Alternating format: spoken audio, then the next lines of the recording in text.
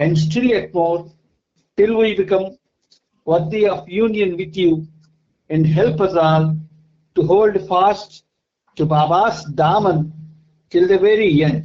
Avatar Meher Baba ki Jai. Avatar Meher బాబాకి జై. ప్రీతం మెహర్ బాబా, నీవు ప్రసాదించిన ప్రవచన సారమును గ్రహించవలసిన తీరులో గ్రహించి సదవగాహన చేసుకుని వాటిని మా జీవనములలో ఆపాదించుకొని నిజాయితీ తోడను నిర్మల ప్రేమ తోడను వాటిని ఆచరించులాగున మా అందరినీ ఆశీర్వదించు. అట్టి ఆచరణయుత జీవన శైలిలో జీవించున్నట్లు మా అందరినీ అనుగ్రహించు. అవతార్ మెహర్ బాబాకి జై. జై తండ్రి బాబా. అందరికీ ప్రేమపూర్వక జై బాబాలు. మెహర్ ప్రభు ఈరోజు కూడా మనకి ఆ ప్రభుతో సహజీవనాన్ని సాగించే మహద్భాగ్యాన్ని కలిగించారు. అందువలన ఆ ప్రీతమునికి మన తరపున ప్రపంచ భక్త కోటి తరపున శత సహస్ర కోటి పాదాభివందనాలు సమర్పిస్తూ, ఇందులో భాగంగా మనం ప్రభు చరిత్ర 11వ భాగం, అది ఒక విధంగా చెప్పాలి అంటే ఎలా చదువుకోవాలో, ఎలా అవగాహన చేసుకోవాలో అలా చదువుకుంటూ అలాగే అవగాహన చేసుకోవడానికి మనంతా ప్రయత్నం చేస్తూ ఉన్నాం. నిన్నటి వరకు 4563వ పేజీలో ఆఖరి వాక్యం బాబా చాలా నిష్కర్షగా ఇలా అన్నారు: ఇతర సాధువులను దర్శించడం మంచిదే, అయితే నేను ఇకపై ఆమె బాధ్యతను తీసుకోనక్కరలేదు. ప్రకాశవతి గురించి బాబా ఇచ్చిన స్టేట్మెంట్ అది. అయితే ఈ నెక్స్ట్ పేరాలో అంటున్నారు, కిషన్ సింగ్ ఆమెను సమర్థిస్తూ ప్రకాశవతి ఇంట్లో ఒక్కటే ఉండడం వలన విసుగు చెంది కాస్త కాలక్షేపం కొరకు అక్కడికి వెళ్ళింది. ఆమె తల్లి కూడా ఆనందమాయి మాత మధ్య ఉంటుంది అని వివరించాడు. ప్రకాశవతిని ఏదైనా చెయ్యమని ఆనందమాయి చెప్పినప్పుడు ప్రకాశవతి ఆ పని చెయ్యకపోతే చాలా చిక్కుల్లో పడుతుంది. ఆమె ఆదేశించినట్లు చేసినట్లయితే ఆమెను చూసుకునే బాధ్యత నుండి నాకు స్వేచ్ఛ లభిస్తుంది అని బాబా చెబుతూ, కిషన్ సింగ్ తో నువ్వు నావాడి, ప్రకాశవతి నేను తప్పకుండా కష్టాల పాలు చేస్తుందని ముందే హెచ్చరిస్తున్నాను. ఆనందమాయి, ఈశ్వర్ సింగ్ ఆధ్యాత్మిక మార్గంలో ఉన్నవారే, కానీ నువ్వు నన్ను అందరికీ అధిపతిగా హెడ్ ఆఫ్ ఆల్ భావిస్తున్నావు కాబట్టి దానికి తగ్గట్టుగా బాధ్యతగా వ్యవహరించాలి. కనిపించే ప్రతి గుమ్మం ఎక్కవద్దు, అనగా ఇతర గురువులతో సంబంధం పెట్టుకోవద్దని అర్థం అని చాలా కఠినంగా బాబా హెచ్చరించారు. ఇక్కడ ఆయన మనం ఇతర గురువులని ఆశ్రయించిన, ఇతర దేవతల్ని ఆరాధించిన, ఇతరమైనటువంటి ఏ పనులు చేసినా ఆయన సహించరు అని మనకు చక్కగా అర్థమయ్యేటట్టుగా బాబా అన్నారు. ఇంకా బాబా కిషన్ సింగ్ తో ఆనందమాయి దగ్గరికి వెళ్ళినందుకు ప్రకాశవతికి ఏదైనా ప్రతిఫలం లభిస్తే నువ్వు ఆమెను జూలై నెల వరకు ఈ చుట్టుపక్కల ఉన్న సాధువులందరి వద్దకు తీసుకెళ్ళు. జూలై నెలాఖరు వరకు అలా అందరినీ దర్శించి అప్పటికైనా బాబాయే సత్యమని, బాబాయి రియల్ మీరిద్దరూ భావిస్తే గనుక నాకు సర్వసమర్పణ కావాలన్న ఈ వాగ్దానాన్ని నిలబెట్టుకోవాలి. వేదల కార్యక్రమానికి కొంత సొమ్ము ఇవ్వాలని దీని అర్థం. నువ్వు నన్ను ఏమని భావిస్తే అదే నేనైనప్పుడు నువ్వు నన్ను మాత్రమే పట్టుకుని ఉండాలి. అప్పుడు నీవు నన్ను వదిలి వెళ్ళేటంతటి నిస్సహాయుడిగా చేసే పని నాది. వదిలి వెళ్ళలేనంతటి నిస్సహాయునిగా చేసే పని నాది. అప్పుడు ఏ మూడవ శక్తి నీకు అడ్డుపడదు, నిన్ను ప్రభావితం చేయదు. నేను ప్రతి పనిని 100% ఎట్టి బాహ్య ప్రేరణతో పని లేకుండా అతి సహజంగా చేస్తాను. అందులోనే గొప్పతనం ఇమిడి ఉందని నేను అనుకుంటాను. ఉన్నతోన్నతుడు ఎల్లప్పుడూ అతి సహజంగానే ఉంటాడు. ప్రకాశవతికి ఎప్పుడైతే ఎటువంటి గందరగోళం లేకుండా స్థిరంగా ఉంటుందో అప్పుడిక తాను బాబా లేకుండా జీవించలేనని చెబుతుంది. ఈ మాట ఆమె హృదయపు లోతుల నుండి వచ్చినట్లయితే ఇక ఎప్పుడూ ఆనందం వద్దకు వెళ్లేందుకు ఆలోచించదు. ఈ భావన పూర్తిగా సహేతుకమైనది, తర్కబద్ధమైనది కూడా. ప్రకాశవతి నన్ను సంపూర్ణంగా 100% ప్రేమించినట్లయితే నేను ఆమెను పూర్తిగా నిర్లక్ష్యం చేసినా కూడా ఆమె హృదయంలో వేరెవ్వరికి చోటు ఇవ్వదు సరికదా, నన్ను వదిలిపెట్టి వెళ్ళదు. బాబా చెప్పినట్లుగానే కిషన్ సింగ్ ప్రకాశవతికి అనేక మంది సాధువుల వద్దకు, ఆనందమాయ వద్దకు తీసుకుని వెళ్ళాడు. ఆ విధంగా సాధువులను దర్శించే స్వేచ్ఛను బాబా ఆమెకు ఇచ్చారు. ఆమె అలాగే చేసింది. దాని ఫలితం హానికరంగా కాకుండా అత్యద్భుతంగా ఉంది. ఎందుకంటే ఆమె ఎటువంటి సాధువులను సందర్శించినా చివరకు ఏ సాధువు వలన ప్రభావితం కాకుండా ఉండగలిగింది. ఎప్పుడైనా ఒక సాధువు వద్దకు వెళ్ళినప్పుడు ఆమె మానసికంగా ఒక రకమైన ఇబ్బందిని ఎదుర్కోవాల్సి వచ్చేది. ఆ క్షణాల్లో బాబా ఆమె వెన్నంటే ఉండి ఆమెను అంతర్గతంగా తన వైపు తిప్పుకునేవాడు. ఇక్కడ మనకు ఒక మంచి పాయింట్ ఇచ్చారు. బాబాతో మనకి గట్టి సంబంధంగా ఉంటే మనం ఎక్కడికైనా ఒకవేళ పొరపాటు తెలుసో తెలియకో వెళితే ఆయన మళ్ళీ ఆ మార్గాన్ని తన వైపు మళ్లించుకుంటారు అని ఒక హామీ లాంటిది ఇచ్చారు బాబా. దాని ఫలితంగా ఆమె తనకు తానుగా ఏ సాధువు వద్దకు వెళ్ళడం మానివేసింది. అంతేకాదు, బాలకృష్ణన్ బక్షి మెహర్ కాంతల్ ఇంట్లో బాబాను స్థుతిస్తూ భజన కీర్తనలను ఆలాపించడం మొదలుపెట్టింది.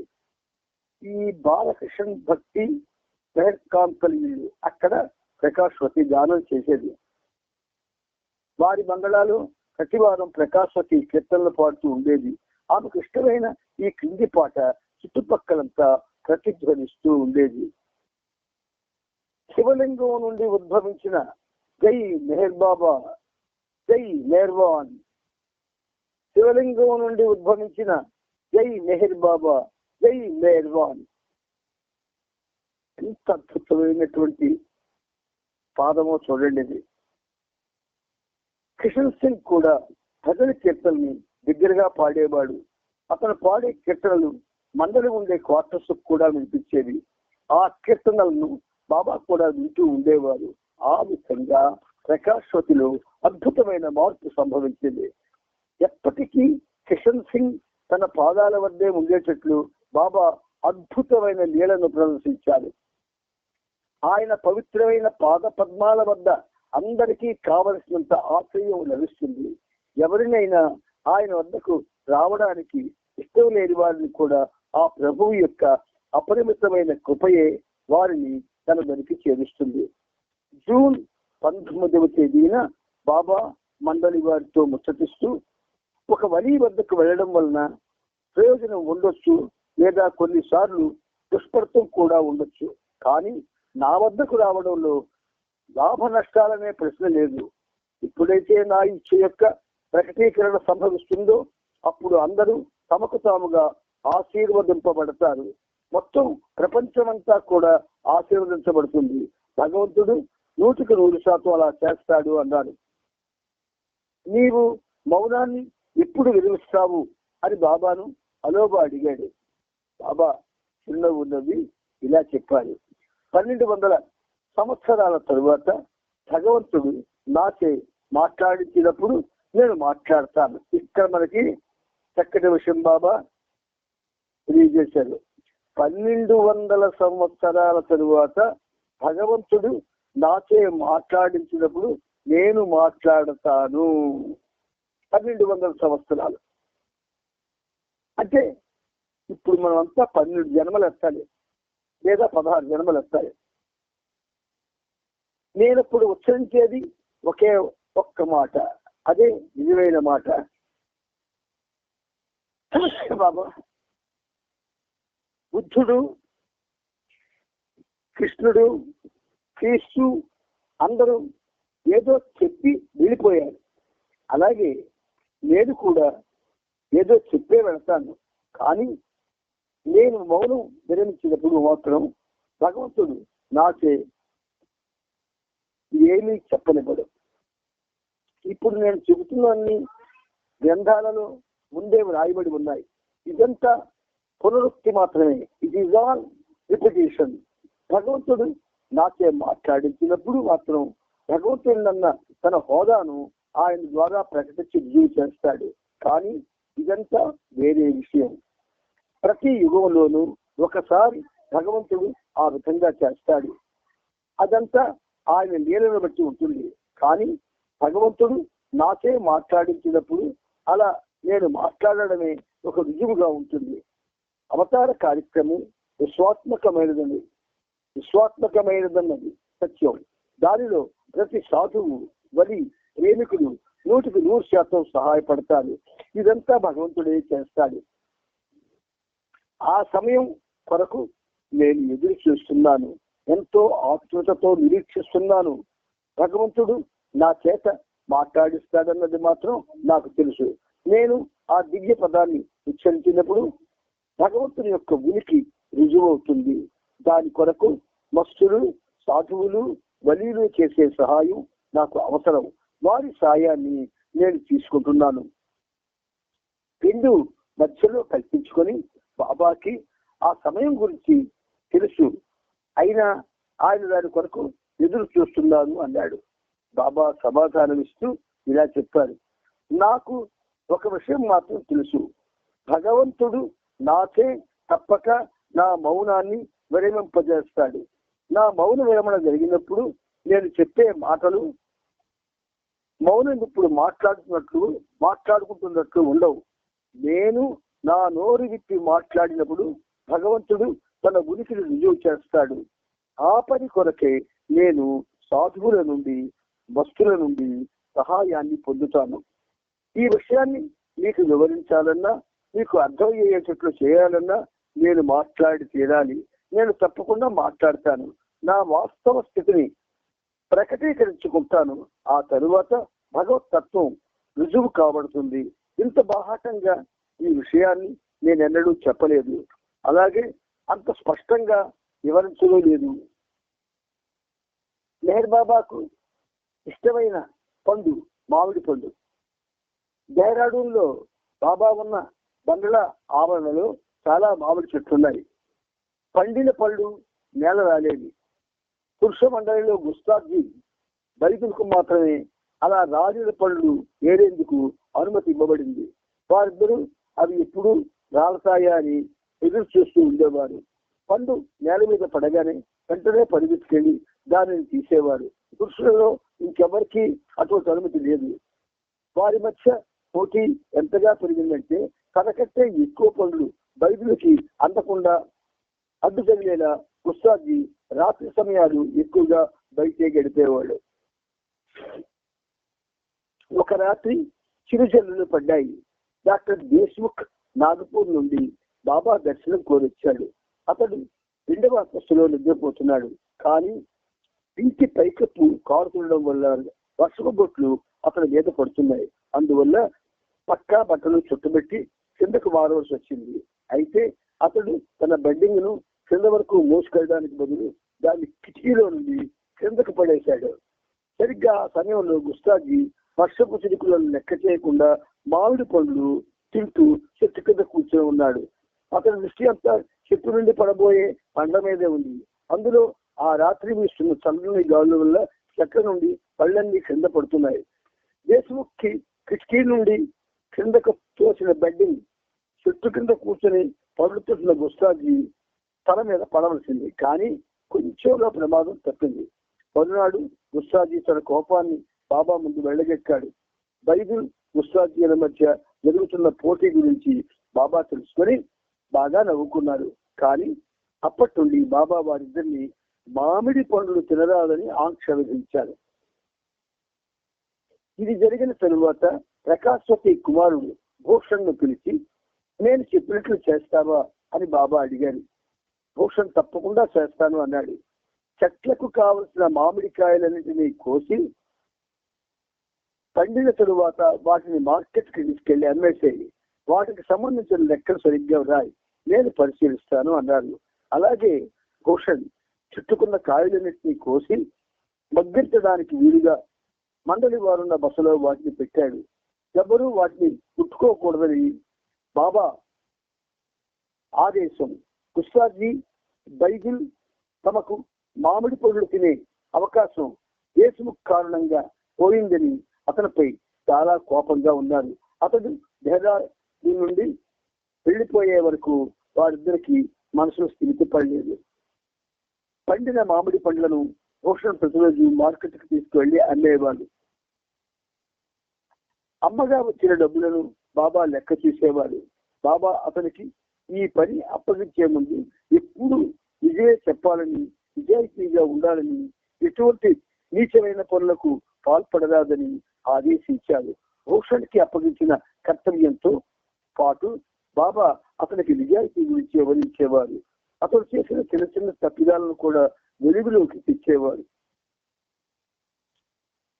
ఇక్కడ 2 ఫోటోలు ఉన్నాయి చూడండి. ఆ మీద బెహరామాయి గుర్రం పక్కనే నిలబడి ఉంది. ఆ 2 ఫోటోలు బాబా, రౌతు, గుర్రం ఉన్నాయి చూడండి. బాబా స్త్రీ మండలి వారితో పాటుగా 2 కొత్త జంతువులు కూడా ఉన్నాయి. ముస్సోరి నుండి కాకర్ స్పానియల్ అనే జాతి నల్ల కుక్క పిల్లను బాబా తెచ్చారు. దాని పేరు పీటర్. బాబా దాన్ని ఎంతగానో ఇష్టపడేవారు. ఆ కుక్కను సోదరి మడికిచ్చి ఎంతమంది చెప్పాడు. శత్రుఘ్న కుమార్ జూన్ 23 రాత్రి ఒక గుర్రపు పిల్లను తెచ్చాడు. బాబా దాన్ని మెహరా సంరక్షణలో ఉంచారు. ఆమె దాన్ని ఎంతో ప్రేమగా చూసుకునేది. దానికి షీబా అని పేరు పెట్టారు. మెహరాడు ఉండగా ఒక పనివాణి కొడుకైన 15 సంవత్సరాల వయసు గల ఈసా అనే బాలుడిని ప్రతిరోజు బాబా తన వద్ద పిలిపించుకునేవారు. ఆ బాలుడు తల్లిదండ్రులిద్దరూ కూడా స్త్రీ పురుష మండలి క్వార్టర్లో పనిచేసేవారు. ప్రభుత్వ కార్యాలయంలో అధికారిగా ఉన్న కిషన్ సింగ్ చెప్పినట్టు అతని తల్లిదండ్రులు నడుచుకునేవారు. ఆ బాలుడు బాబాను అధికంగా ప్రేమించేవాడు. అంతేకాక ఏదైనా పొరపాటు జరిగితే కిషన్ సింగ్ పై ఆ బాలుడు బాబాకు ఫిర్యాదు చేసేవాడు. కాబట్టి కిషన్ సింగ్ ఈసా విషయంలో మాత్రం నమ్రతతో జాగ్రత్తగా మసులుకోవలసి వచ్చేది. ఒకరోజు ఈసా తోటలోని మామిడి పండ్లను ఏరుకునేందుకు వెళ్ళాడు.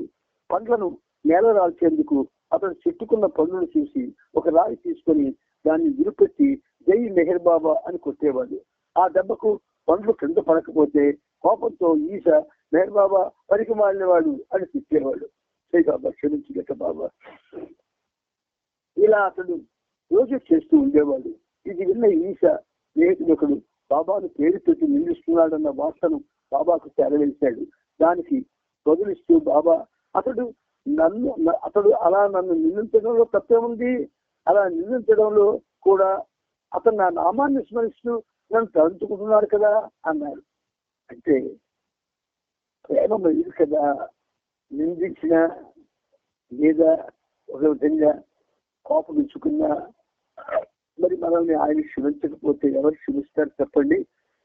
ఒక రోజును ఈశాను నువ్వేం చదువుకుందాం అనుకుంటున్నావు అని బాబా అడిగాడు.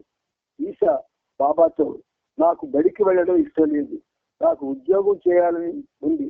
కుర్చీలో కూర్చొని పనిచేసే సులువైన ఉద్యోగం, అనగా ఎక్కువగా పని ఉండని ఉద్యోగం కావాలి అన్నాడు. బాబా కిషన్ సింగ్ ని పిలిచి ఈశాకు అతడు కోరుకుంటున్న విధంగా ఉండే ఉద్యోగాన్ని ఇప్పించమన్నారు. ఈశా ఎక్కువగా చదువుకోలేదు. అందువల్ల అతడు అడిగినట్లుండే ఉద్యోగం వెతకడం కిషన్ సింగ్ కు కష్టమైంది.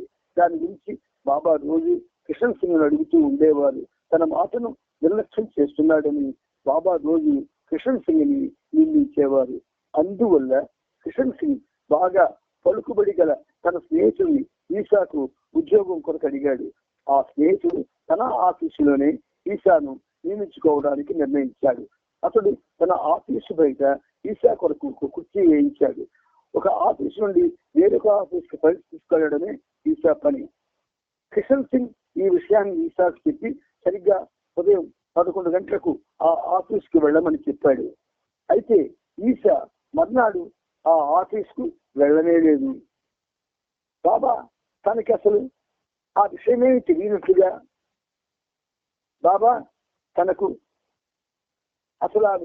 తెలియనట్లుగా ఈసా ఉద్యోగం గురించి కిషన్ సింగ్ అడిగారు.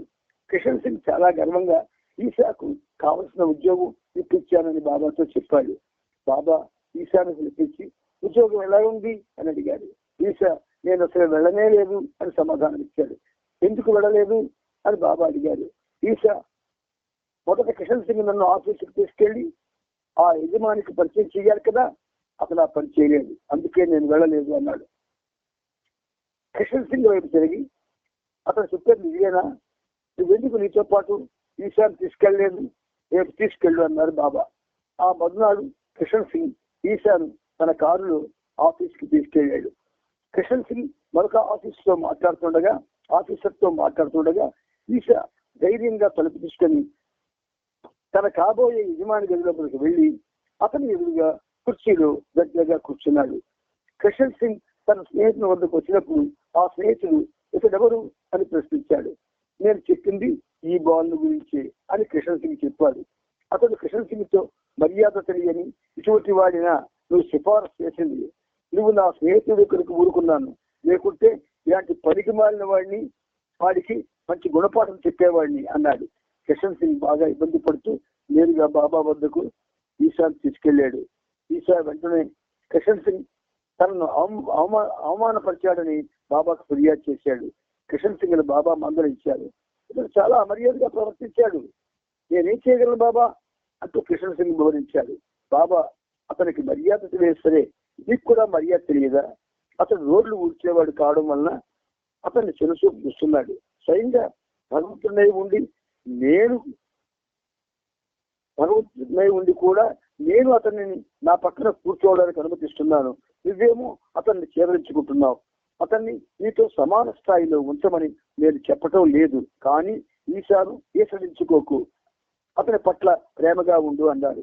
బాబా డెహ్రాడూన్లో ఉన్నన్ని రోజులు ఈసాకు సంబంధించి ఏదో ఒక సంఘటన జరుగుతూనే ఉండేది. కిషన్ సింగ్, కృష్ణనాయర్, ఆ తరువాత బాబు కొంచెం వీళ్ళ యొక్క సంస్కారాలను తుడిచివేసేందుకు ఈ మొండి కుర్రాన్ని బాబా ఒక ఉపకరణంగా వాడుకున్నారు.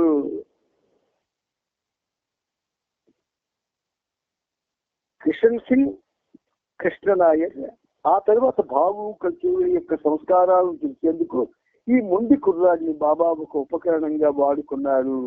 ఇక్కడ మన జీవితాల్లో కూడా ఇలాంటివి జరుగుతూ ఉంటాయి, తెలుసుకోలేం మనం. ఎవరైనా ఏదైనా అవమానం చేస్తే అవమానం పడిపోతాం మనం, కానీ బాబా మన సంస్కారాలు తొలగించడానికి అటువంటి చర్యలు చేస్తారని మనం ఆ అవగాహనతో జీవించాలి, తప్పదు. బాబు కచేరీ వచ్చాక ఈసాను జాగ్రత్తగా చూసుకోమని, అతన్ని సంతోషంగా ఉంచాలని బాబా చెప్పారు. ఈసా అంత సులభంగా తృప్తి చెందే రకం కాదు. ఆ విషయం పురుషమండల వారి క్రమంగా తెలుసుకున్నారు. ఒకసారి బాబాతో డాంకిని మాట్లాడుతుండగా ఈసా కూడా అక్కడే ఉన్నాడు. మాట్లాడడం అయిపోయిన తరువాత డాంకికి వెళ్ళవచ్చని అన్నాడు. అతను వెళ్ళి వెంటనే ఏదో గుర్తుకు రాగా వెనక్కి వచ్చాడు. ఇది చూసి ఈసా వచ్చి నవ్వాడు. బాబా ఎందుకు నవ్వుతున్నామని అడిగాడు. అతను బాబా నువ్వేమో అతన్ని వెళ్ళిపోమని చెప్పాడు, కానీ అతను తిరిగి వచ్చాడు. అతనికి విధేయత అర్థం తెలియదు అన్నాడు. బాబా మండలి వారి ఎదుట ఈశాని పొగుడుతూ, చూడండి ఈశా ఎంత తెలివైన వాడో, అతను విధేయత యొక్క ప్రాధాన్యతను ఎంత బాగా అర్థం చేసుకున్నాడో అన్నారు. మరొకసారి ఈశా తల్లి ఏడుస్తూ బాబా వద్దకు వచ్చింది. ఏమైందని బాబా అడగ్గా, ముందు రోజు రాత్రి ఈశా జూదంలో 100 రూపాయలు పోగొట్టుకున్నాడని చెప్పి ఈ రోజు అతన్ని గెలిచేటట్టు చేయమని బాబాను వేడుకుంది. బాబా ఆమెకు తప్పకుండా సాయం చేస్తారని చెప్పారు. ఆమె వెళ్ళిపోయాక బాబా మనసారా నవ్వుకున్నారు. ఆ తరువాత ఈశాను తన వద్దకు పిలిపించి అతను రోజంతా ఏదో ఒక పనిలో ఉండేలా ప్రణాళికలు వేశారు. తద్వారా అతనికి దూరం వాడేందుకు సమయం దొరకకుండా చేశారు. సినిమాలు చూడడం, పేకాట మొదలైన ఆటలాడడం, రోజులో కొంత సమయం బాబా దగ్గర ఉండడం, కొంతసేపు జపం చేయడం, ఇలా ఈశా రోజంతా ఏదో ఒక పనిలో ఉండేలా చేశారు. కృష్ణతో పాటు అతన్ని సినిమా థియేటర్కి పంపించేవారు. మళ్ళీ అతన్ని వెనుకకు తీసుకురావడానికి మరొక మండల సభ్యుడిని పంపేవారు. అలా అతని మనసు యోగం వైపుకు మళ్ళకుండా ఉండేలా చూసుకునేవారు బాబా. ఈశా తల్లి తండ్రి ఇద్దరు తరచు అరుచుకుంటూ తగాదా పడుతుండేవారు. బాబా వారి వాదనలు విని సమాధాన పరిచేవారు. వారిద్దరికి మధ్యవర్తిగా ఉండి విషయం వివరించి వారి గొడవ సద్దుమణిగేలా చేసేవారు. ఒక ప్రక్కన తన దర్శనం కొరకు తప్పించేవారు ఎవరికి ఒక్క నిమిషం కూడా దర్శనానికి అనుమతించని బాబా ఈశా కుటుంబానికి మాత్రం గంటల కొడవి తన సన్నిధానాన్ని ప్రసాదించడం ఆశ్చర్యకరమైన విషయం. బాబా జూన్ 24 ఉదయం 7 గంటలకు లలితా మిస్త్రీ, కిషన్ సింగ్ రెండుతో కలిసి కారులో రూర్కి బయలుదేరారు. కారును హెల్లెన్ నడుపుతున్నాడు. అక్కడ కుతుబ్ సాబిత్ దర్గాలో పేదల కొరకు కార్యక్రమం ఏర్పాటు చేయబడింది. కావలసిన ఏర్పాట్లు చేయడానికై బైబిల్ను ముందుగా అక్కడికి పంపించారు. దారిలో వర్షం కురుస్తుంది. కారు కూడా ఇబ్బంది పెట్టింది. కారుకు ఉన్న పెట్రోల్ ట్యాంక్ కారుతోంది. అప్పటికే పెట్రోల్ చాలా వరకు కారిపోయింది. కారును వేగంగా నడపమని హెల్లాన్తో ఎల్సా ఎంతగా చెప్పినా వర్షం కారణంగా రోడ్లు పాడై అపాయకరంగా ఉన్నందున అతను కారు వేగంగా నడపలేకపోయాడు. అంతలో నేల సులువుగా ఉన్న ఒక చోట కారు అకస్మాత్తుగా ఆగిపోయింది. కారులో ఎలాంటి లోపం లేకపోయినా అక్కడ ఆగిపోయినందుకు హెలెన్ ఆశ్చర్యపోయాడు. డెహ్రాడూన్ లో బయలుదేరే ముందు కారును సరిగ్గా ఎందుకు పరీక్షించలేదని హెల్లాన్ని అడగమని ఎల్సాని బాబా మాటి మాటికి పురుగొలిపేవారు. చివరకు ఎలాగో కారును హెల్లెన్ సరిచేయగలిగాడు. వారి ప్రయాణం ముందుకు కొనసాగింది. రూర్కీలో బాబిర్ దర్గాలో పేదల కార్యక్రమానికి కావలసిన అన్ని ఏర్పాట్లు బైబిల్ చేశాడు. బాబా కూర్చునేందుకు ప్రత్యేకంగా ఒక గదిని ఏర్పాటు చేశారు. అక్కడే బాబా పేదవారికి కాళ్ళు కడిగి తన తలను వారి పాదాలపై ఆనించి ప్రణమిల్లేందుకు వీలుగా ఇటుకలతో ఒక గట్టు కట్టబడింది. బాబా తన తలకు స్కార్ఫ్ అంటే రుమాల్ చుట్టుకున్నారు. బాబా ఉల్లాసంగా కనిపించారు. దర్గా సంరక్షకుడు ఉదయం 9 గంటలకు అర్హులైన 50 మంది బీదవారికి సంబంధించిన జాబితాను తెచ్చి ఇచ్చాడు. వచ్చిన బీదవారందరూ క్యూలో నిల్చున్నారు. బాబా ఒక్కొక్కరికి పాదాలను కడిగి తుడిచి వాటిపై తన శిరస్సును ఉంచి తొక్కి 4 రూపాయలు ప్రసాదంగా ఇచ్చారు. బాబా నుండి 4 రూపాయలు దక్షిణ తీసుకోగానే వారు అల్లా నీకు సహాయపడుగాక, అల్లా నీకు ఆరోగ్యం వస్తుందిగాక, అల్లా నిన్ను ఆశీర్వదించుగాక అని చెప్పాలి. బాబా మొదటి వ్యక్తి పాదాలు కడిగిన వెంటనే కిషన్ సింగ్ అతని పాదాలు చూశాడు. బాబా అతని వైపు గంభీరంగా చూసి ఆ వ్యక్తి పాదాలు మళ్లీ కడిగి స్వయంగా తానే తుడిచి వాటిపై శిరస్సు ఉంచి ప్రణమిల్లాడు. ఆ విధంగా బాబా తన పనిని ఎవరి సహాయం లేకుండా తానే స్వయంగా చెయ్యాలనుకుంటున్నారన్న విషయం కిషన్ సింగ్ కి తెలియపరిచారు. ఈ కార్యక్రమం ప్రత్యేకించి 50 మంది పేదవారి కొరకు నిర్వహించబడింది. ఈ 50 మంది పేర్లున్న జాబితాలో 3 వ్యక్తులు రాలేదు. వారికి బదులుగా దగ్గరలో నిలబడి ఉన్న వారిలో 3 ఎన్నుకున్నారు. వారి పాదాలు కూడా కడిగి శిరస్సు వచ్చి నమస్కరించి ప్రసాదంగా బాబా కొంత డబ్బు ఇచ్చారు. చాలా మంది నిరుపేదలు అక్కడ అందిస్తున్న ఆర్థిక సహాయాన్ని అందుకోవాలనే ఆశతో రాగా వారికి కూడా ప్రసాదంగా డబ్బు ఇవ్వడం జరిగింది. తగిన ఏర్పాట్లు చేసి ఆ కార్యక్రమం విజయవంతం కావడానికి సహకరించిన ఆ దర్గా సంరక్షకుడికి కూడా బాబా కాళ్ళు కడిగి ప్రణమిల్లి 10 రూపాయలు ఇచ్చారు. ఆ పనిలో సంరక్షకుడికి సహాయపడిన వృద్ధునికి కూడా 10 రూపాయలు ఇచ్చారు. ఆలోగా ఆ జాబితాలో రాలేదనుకున్న వ్యక్తులు 3 అక్కడికి వచ్చారు. వారికి కూడా బాబా పాదాలు కడిగి నమస్కరించి కొంత డబ్బును తన ప్రేమ ప్రసాదంగా ఇచ్చారు. ఆ రోజు బాబా చేతుల మీదుగా ప్రసాదంగా సొమ్మును అందుకున్న వారిలో స్త్రీలు, వృద్ధులు, యువకులు, బుద్ధివారు, కుంటివారు ఉన్నారు. వారిలో కొందరు మధ్యతరగతి వారు కూడా ఉన్నారు. ఏర్పాట్లన్నీ చేసిన దర్గా సంరక్షకుడు మహమ్మదీయులైనందున కార్యక్రమానికి వచ్చిన వారందరూ మహమ్మదీయులే. పేదల కార్యక్రమం ముగిసిన తరువాత బాబా దర్గా లోపలికి వెళ్లి సద్గురు సద్గురువు సాబిర్ సమాధి గది నేలపై సిల్క్ తివాసి పరిచి ఆయన పట్ల తనకున్న ప్రేమను వెల్లడించారు. బాబా సాష్టాంగ నమస్కారం ద్వారా తన భక్తి ప్రపత్తులను నివాళులను అర్పించారు. అక్కడ సంరక్షకుడు ప్రార్థనలు చదివి చివరగా ఓ భగవంతుడా, పేదవారి పాదాలు కడిగి నమస్కరించిన ఈ వ్యక్తి యొక్క ఆధ్యాత్మిక కార్యక్రమం సంతృప్తికరంగా పూర్తి అగుగాక అన్నాడు. అప్పుడు అక్కడ ఉన్న పురుషులంతా ఆమెన్ అని ముక్తకంఠంతో అన్నారు. ప్రార్థనలు జరిగినంతసేపు బాబా ఆ సమాజం ముందు సాష్టాంగ నమస్కార భంగంలోనే ఉండిపోయారు. ఆ విధంగా బాబా తన గౌరవ ప్రపత్తులను ప్రకటించారు. ఆ తరువాత సమాధి బయట ఉన్న వరండాలో కూడా అదే ప్రార్థన చదవబడింది. అక్కడ పోగైన జనమంతా ఆమెన్ అనడంలో గుర్తుకెలిపారు. బాబా ఆ సంరక్షకుడికి ప్రసాదం ఇచ్చారు. బయట ఉన్న పేదవారందరూ అందరికి ఒక్కొక్కరికి 4 గణాలు అంటే 24 పైసలు చెప్పున పంచారు. డెహ్రాడూన్కి తిరిగి వస్తూ టూర్కీలో జరిగిన కార్యక్రమం తనకు చాలా ఆనందాన్ని కలిగించిందని బాబా సంతృష్టిని వ్యక్తం చేశారు. భక్తులకు, సాధువులకు, పేదలకు డబ్బు ఇచ్చేటప్పుడు తప్ప 1925వ సంవత్సరంలో బాబా మౌనం ప్రారంభించిన నాటి నుండి ధనాన్ని తాకడం మానివేశారు. పైన ఉదాహరించిన సందర్భాల్లోనే డబ్బులు ముట్టుకునేవారు. ఇవన్నీ మనం జ్ఞాపకం ఉంచుకోవాల్సిన విషయాలు. ఆయన యొక్క అవతార కార్యక్రమంలో భాగంగా ఆయన చేసినవన్నీ కూడా ఆయనకి సంబంధించినవి మాత్రమే.